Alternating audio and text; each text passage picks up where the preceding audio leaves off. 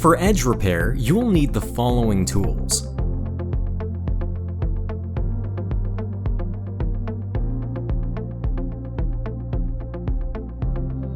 First, the damaged edge has to be cleaned of dirt using the scraper. Place a metal profile flush with the panel height and secure it.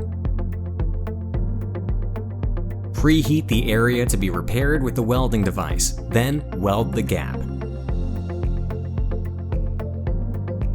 Allow welded seam to cool down for 2 minutes.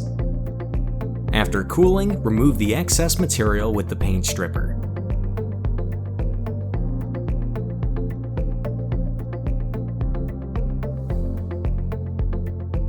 Next, smooth the area with the scraper. Remove the metal profile. And strip the repaired area with the paint scraper to achieve a smooth surface.